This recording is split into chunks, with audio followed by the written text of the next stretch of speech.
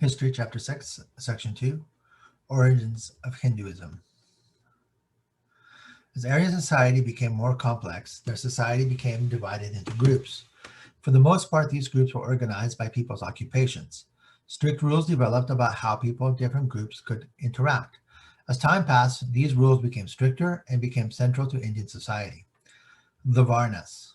According to the Vedas, there were four main Varnas or social divisions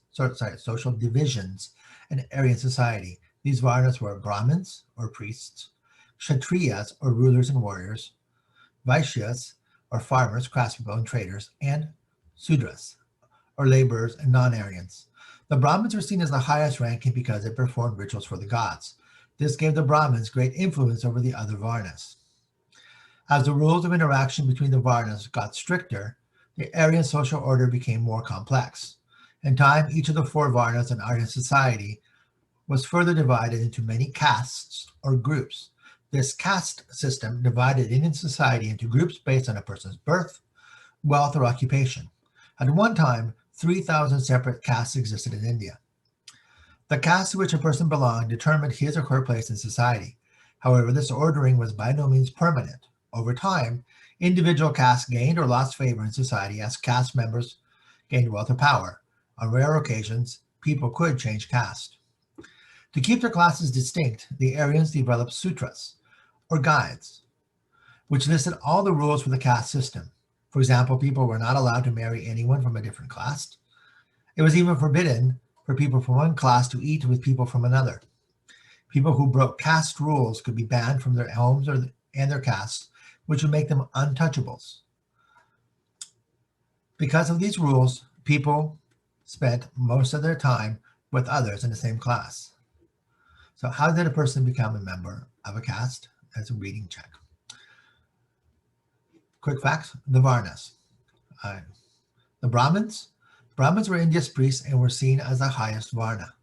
Kshatriyas were the rulers and warriors. Vaisyas. Vaishyas were farmers, craftspeople, and traders, and the Sudras. Sudras, workers and servants. Analysis skill. Why do you think priests were at the top of Indian society? Hindu deities and beliefs. Hindus believe in many deities, but they believe that all the deities are aspects of a single universal spirit called Brahman. Three aspects of Brahman are particularly important in Hinduism: Brahma, Shiva, and Vishnu. Here, the deity Brahma. The deity Brahma represents the creator aspect of Brahman. His four faces symbolize the four Vedas. Shiva, the destroyer aspect of Brahman, is usually shown with 4 arms and 3 eyes. Here he is shown dancing on the back of a demon he has defeated. Vishnu is the preserver aspect of Brahman. In his 4 arms, he carries a conch shell, a mace, and a discus, symbols of his power and greatness. Major beliefs of Hinduism. A universal spirit called Brahman created the universe and everything in it. Everything in the world is just part of Brahman. Every person has a soul or Atman, which will eventually join with Brahman. People's souls are reincarnated many times before they can join with Brahman. A person's karma affects how he or she will be reincarnated. Brahmanism. Religion has been an important part of Aryan life even before the Aryans moved into India. Eventually in India, religion took on an even more meaning. Because Aryan priests were called Brahmins, the religion is often called Brahmanism. The Vedas. Aryan religion was based on the Vedas. There are 4 Vedas, each containing sacred texts. The oldest of the Vedas, the Rig Veda, was probably compiled in the 2nd millennium BC. It includes hymns of praise to many deities. This passage, for example, is the opening of a hymn praising Indra, a deity of sky and war.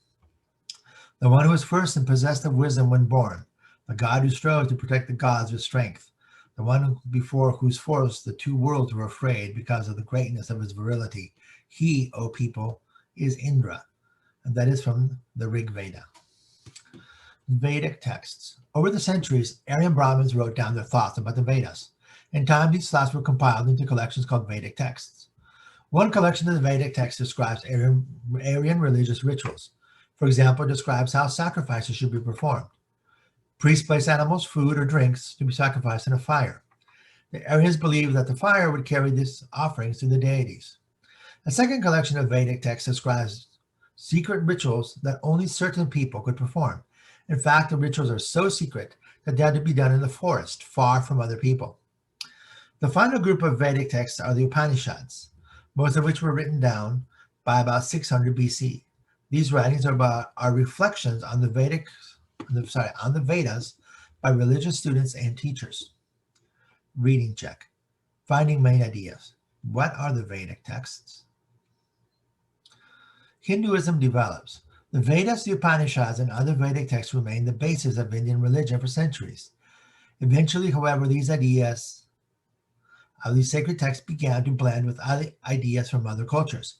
People from Persia and other kingdoms in Central Asia, for example, brought their ideas to India. In time, this blending of ideas created a religion called Hinduism, the largest religion in India today. Hindus believe in many deities. Among them are three major deities: Brahma, the creator; Shiva, the destroyer; and Vishnu, the preserver.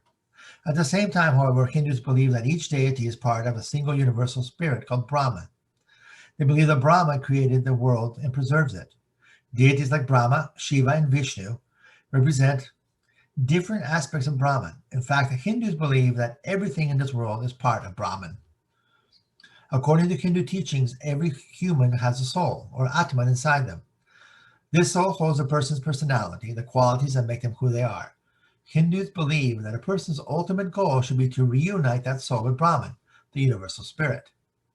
Hindus believe that their souls will eventually join Brahman because the world we live in is an illusion. Brahman is the only reality. The Upanishads taught that people must try to see through the illusion of the world. And since it is hard to see through the illusions, it can take several lifetimes. That is why Hindus believe that souls are born and reborn many times, each time in a new body. This process of rebirth is called reincarnation. Hinduism and the caste system. According to the traditional Hindu view of reincarnation, a person who has died is reborn in a new physical form. The type of form depends upon his or her karma, the effects that good or bad actions have on a person's soul. Evil actions during one's life will build bad karma. A person with bad karma will be born into a lower caste or life form. In contrast, good actions build good karma. People with good karma are born into a higher caste in their next lives. In time, good karma will bring salvation or freedom from life's worries and the cycle of rebirth. This salvation is called moksha.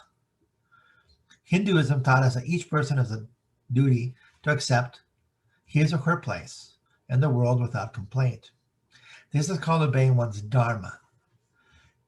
People could build good karma by fulfilling the duties required of their specific caste. Through reincarnation, Hinduism offered rewards to those who lived good lives. Even untouchables could be reborn into a higher caste. Hinduism was popular at all levels of Hindu society through all four varnas. By teaching people to accept their places in life, Hinduism helped preserve the caste system in India. Although Hinduism was widely followed in India, not everyone agreed with his beliefs. Some unsatisfied people and groups looked for new religious ideas. One such group was the Jains, believers in a religion called Jainism. Jainism is based on the teachings of a man named Mahavira. Born into the Kshatriya Varna around 599 BC, he was unhappy with the control of religion by the Brahmins, whom he thought put too much emphasis on rituals. Mahavira gave up his life of luxury, became a monk, and established the principles of Jainism. The Jains tried to live by four principles: injure no life, tell the truth, do not steal, and own no property. In their efforts not to injure anyone or anything, Jains practice nonviolence, or the avoidance of violent actions. The Sanskrit word for this nonviolence is ahimsa.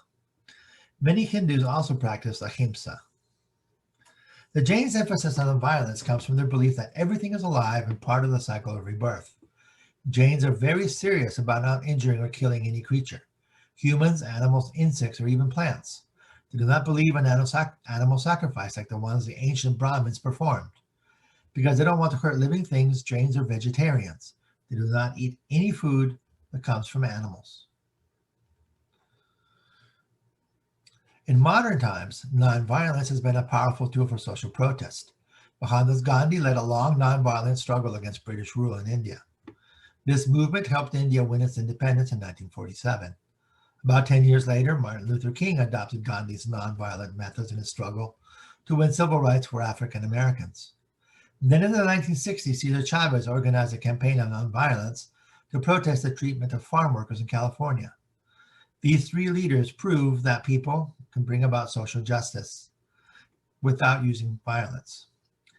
As Chavez once explained, nonviolence is not inaction. It is not for the timid or the weak. It is hard work. It is the patience to win.